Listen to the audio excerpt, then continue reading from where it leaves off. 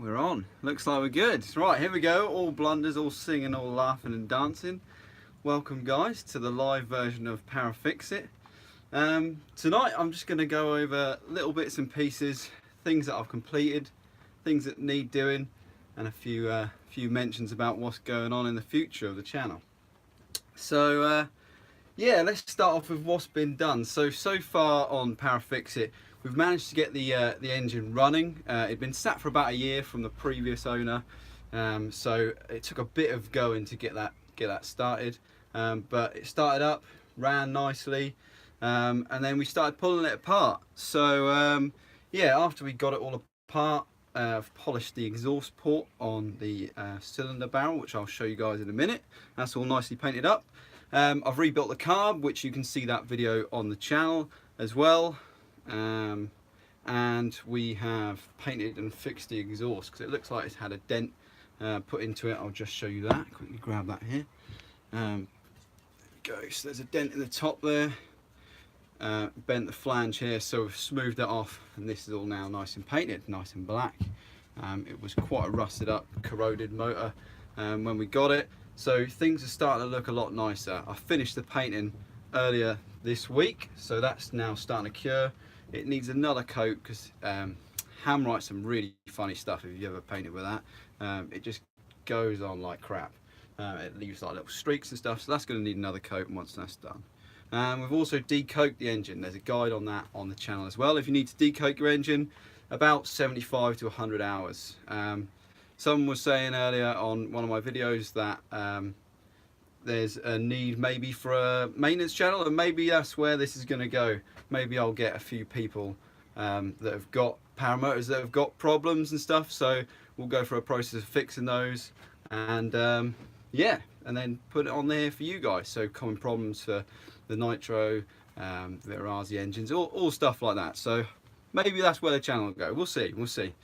Right then, so just going to show you guys the little bits and pieces that we've painted. So let's just switch this around. So this here, we've got our cylinder head. It's done in a smooth black finish there. See, nice and shiny. And what I'm on about is, if you can see in here, there's some little streaks just in here. That's that Hammerite stuff. We've got our cylinder barrel here. By far the easiest piece to paint out of all of these, which has turned out the nicest actually. So that's a nice smooth gloss black as well. And then over this far side, we've got hanging up on this janky jib up here. As you can see, I've made a homemade bike rack, which has come in handy for this. We've got our engine itself. There we go.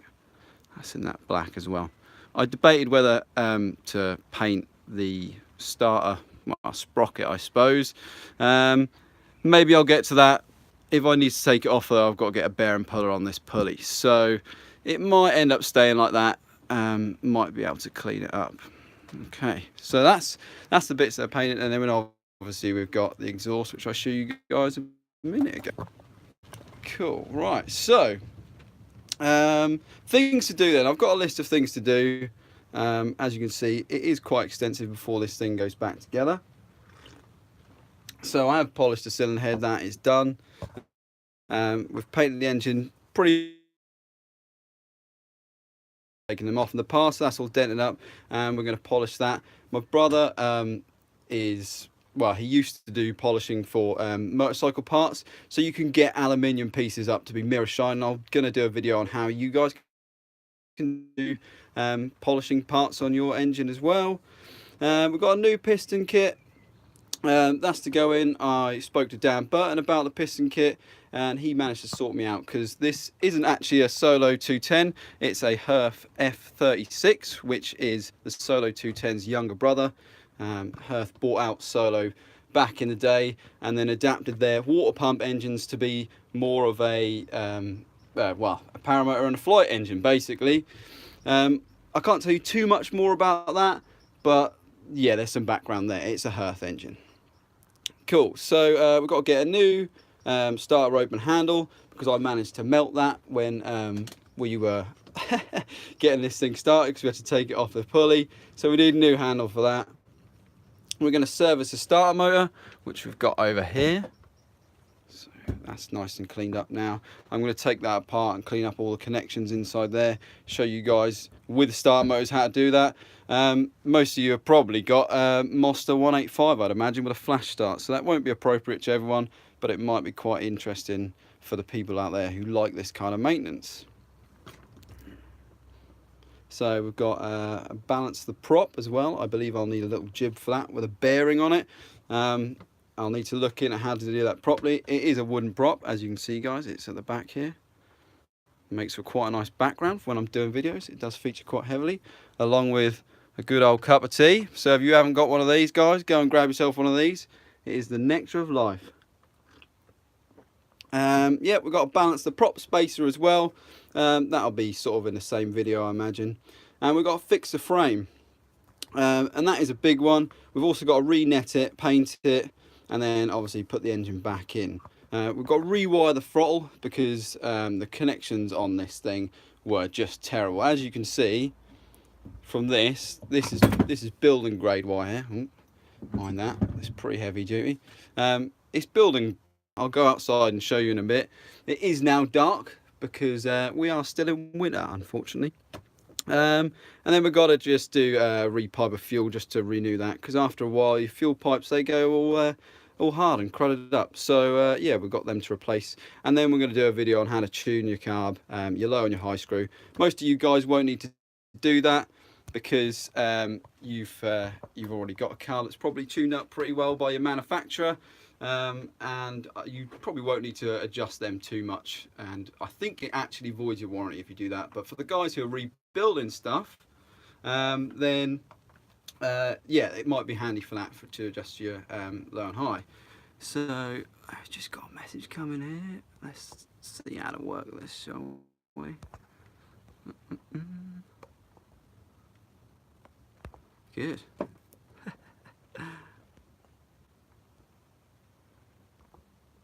Can't see that. Oh, there we go. What's up, guys? I'm sure you've seen this. So the brand of engine, it is a Hirth F36. You'll be able to see all that in the replay when you guys come back. I've got, I think I've got one other question from the Facebook post that I put up, which I'll get to later. But let's just take a little trip outside and have a look at the frame, shall we? It is raining, so I'm going to try and be as quick as possible. Let's just grab this off of here.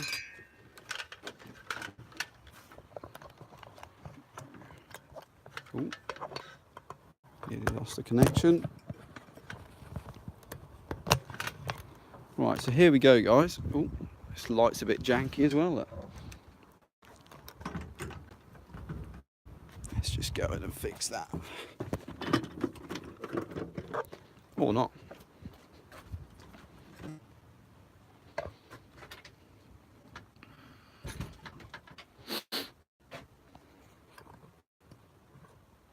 Here, so connection can be pretty crap. Scrap that idea, the light's just broken, and that's sod's law, isn't it? So I've brought the frame inside. Let's have a look at that. Now the frame itself, if I can get back far enough, and you might be able to see this, let's just turn that a little bit more, isn't the straightest of things. It's had a few repairs done to it in the past. So down here we've got some what looks like weld tape. It looks like they've stuck some together. We've got another piece up here as well, and another piece here. Yep, that looks like it. It's just on that bottom piece. So I imagine someone at some point has probably had a bit of a bumpy landing on this. You know, I'm not actually flying yet, so it's gonna be a training frame for us. The Hirth should last us a long time. It's a pretty bulletproof engine once they're together and not apart in your shed being painted. So yeah, it's just really to get me up in the air, get me experience in flight. Then after that, I'll be looking at probably the most portable frame I can get, because I do travel a lot, so that'd be good to move that around the country. And then probably a Monster 185, because in the future I want to kind of do tandem stuff. But for the time being, this is what we got. So other things we need to do on this frame is on this side, because that frame's probably a little bit bent, you can see that that join, if it will focus, that join there doesn't quite meet, and I'm a little bit worried that my my wing is going to get its lines caught in there and it's going to cause an issue. It's probably going to nick the line, and then I'm going to, you know, have to have line replacements. Not really what you want. So yeah, we've got to straighten this out in general, and we've got to do a general cleanup as well. So as you can see here, this is the commercial house wiring I was on about. It's just a mix of different stuff. Look, this red wire goes into a brown wire. There's no telling where it's, you know, it's going to. There's no color coordination here, and I like things nice and neat, so that's going to be proper wire going in there. Our instructor Chili, he suggested going for a silicone wire because of the high vibrations on paramotors. So if you guys are needing some wire, silicone wire is the recommendation. So that's what we'll be going for. We'll be rebuilding this. My mind's totally gone blank. The throttle. We'll be rebuilding the throttle. Just to give it a lick of paint. Maybe we'll go for the hammer on here as well, make it match the engine. That'd be quite nice. And yeah, doing all these buttons as well, because yeah, your start buttons, well, it's probably not supposed to be mounted that far in. It's probably slipped in over the years that this has been used and abused. And then replace these pads as well. This is actually a bit of carpet, would you believe? So you can see where I've got the name from this for this paramotor. And if you guys haven't watched our first ever video on the channel, it was about buying this paramotor. We took about a couple of hours drive up to York, and we picked it up for 300 quid. Pretty cheap, and it soon earned its name Homebrew, because it really is a mix of loads of different stuff really. So we've got a Hirth F36 engine. I have no idea what frame it is, and the harness that someone's fitted on here, that they've attached here with these mailons, was an adventure harness. So the French Paramotor company, if you guys know them. The other thing I've got to do on this frame is the netting as well. As you can see, that is loose as hell. That's not going to stop anything. That's going to be sucked straight into the prop, and then yeah, I'm going to have a bad time. I'm going to have a bad time with that. And the other things that I've got my eye on doing, not sure whether it's necessary because of how this harness is set up. So the harness is a high hang point harness. It clips in quite near to your shoulders onto the actual harness itself, so it's a fabric clip-in. And I assume, correct me if I'm wrong guys, some of you might know, that these bars are more to spread the harness itself away from me rather than deal with any sort of weight. Looks like someone's made this rig themselves. So if any of you out there know if that's definitely the case, then that would be great to know that. But we've got to hang test this obviously at some point as well, so I guess we'll find out then and see whether we need to replace these or not. They look, because they move, I imagine they can do a bit of weight shift with them as well, which is grand for if you're advancing your skills, I guess. I've got a feeling that once I'm up there, I'm going to be putting a lot of effort into really nailing my techniques, launch and landing, because I want to do some cross-country stuff. That's the ideal. And yeah, just go out and see some really cool sights, land out, you know, meet some friends, and yeah, just adventure fly really. That's the big plan. And the sponsor from Yorkshire Tea wouldn't go amiss either. I like my tea. You know, they can have a lot of plugs for this as well. Paranoob has just released some mugs with his face on. So Paranoob, if you want a spot in the old videos, mate, send a mug my way. It's guaranteed to be in there. Righto. So then, that is pretty much it with where we are with the build and where we're going with it. So the future videos that are going to be created as well. I've just got a few other things as well. And I got a question on the Facebook. I asked if anyone's got any questions about the build. And that was from Bowden Philippa. Hopefully I'm saying that well. And he asks, do you do any mods / improvements to this motor, or is it basic mechanics? So yes, yeah, it is basic mechanics, but essentially all I'm doing is I'm taking it apart, tarting it up a little bit and putting it back together. However, along the way, there's a few little things that make engines run that little bit nicer. So in terms of that, because I've got the engine apart, I have polished the cylinder head here. So underneath this tape, because it's obviously being painted at the moment, that is all nice and polished. That will reduce the carbon build-up as well, so I won't need to do that as regular. Your engine should run much happier with that.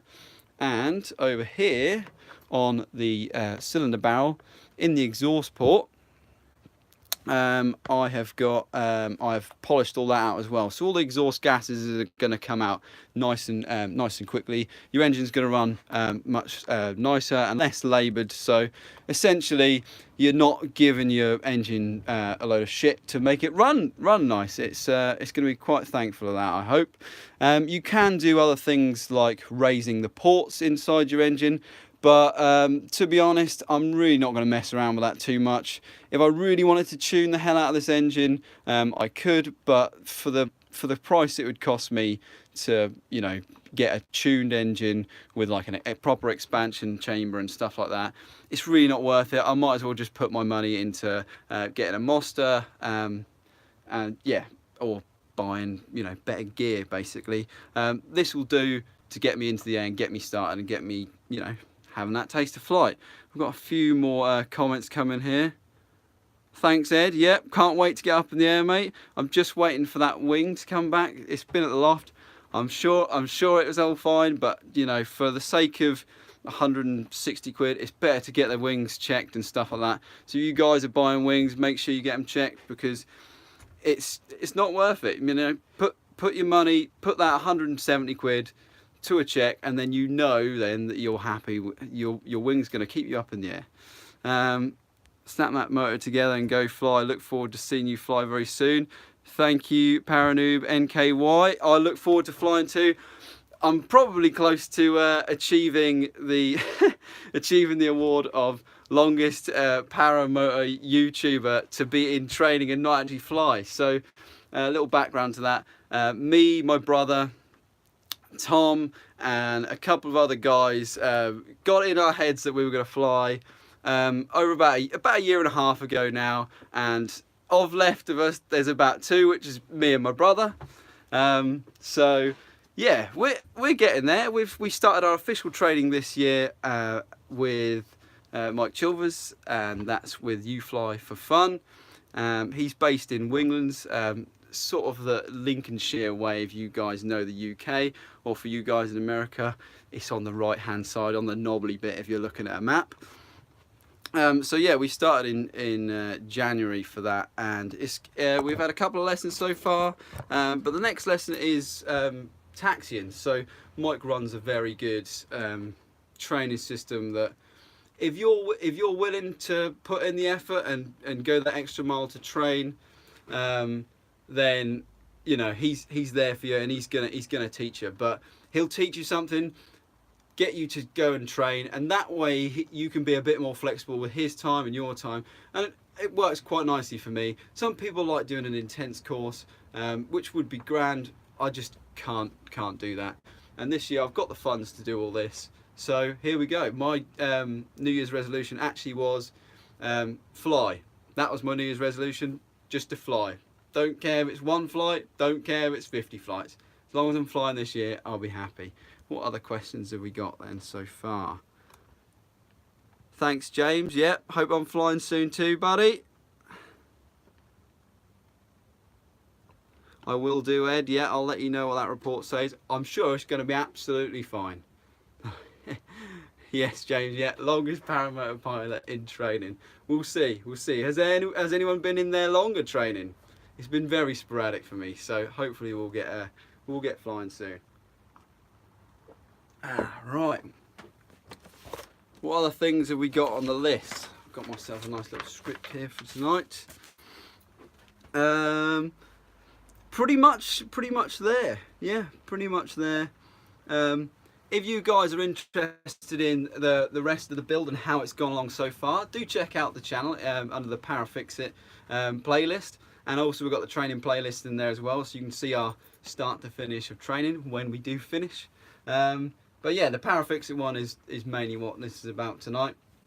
And I'm nearly at 200 subs, which is absolutely wicked. Obviously I started the channel about 1.5 years ago when we started our training, just, you know, out on a GoPro, and then it advanced to DSLRs, and now I'm doing maintenance videos as well. And yeah, 200 subs is pretty good. I'm looking forward to the rest of it. I remember me and Paranoob and Harry Johnson, just Harry Johnson, if you check him out as well. We all started similar time. Paranoob's absolutely run away with it there. He's up flying. He's doing the RAF of 40. So hashtag RAF of 40 for that. Go and check that out. Basically, him and Giles Fowler are flying around 40 different RAF bases in the UK and raising money for that. So do go and check out that cause. It's very, very good. So yeah, I remember starting with them guys, and it was yeah, it was nice to be creating videos all the time. And then hopefully we'll be flying together one day. So once this is all done, we've got a few other people in there. That's the sport, difficult, yeah. It's the weather, most of the time it's the weather. Like tonight, absolutely dreadful. I'm hoping I'll be flying by spring. Right, so. Mate, James, I drink too much tea, my man. I drink too much tea. If I was to take a stab in the dark, about cups of tea during the day, I'll probably have about at least 4 at work, maybe 1 in the morning before that, so that's 5 already, and then in the evening maybe another 3. So we're probably up to double figures some days. On a busy day when you need tea to get through things, probably up in over 10 cups a day. So yeah, it keeps me running. Do I need another? I would love another one in a bit. So for all of you that are here, Suzanne Lee, that's my mum. Good old mum. Good old mum. But thanks guys for watching. If you're interested in anything else we've been doing, then please do check out the channel. I really appreciate anybody that watches, anybody that subscribes, and yeah, I'm looking forward to bringing you guys some really cool content.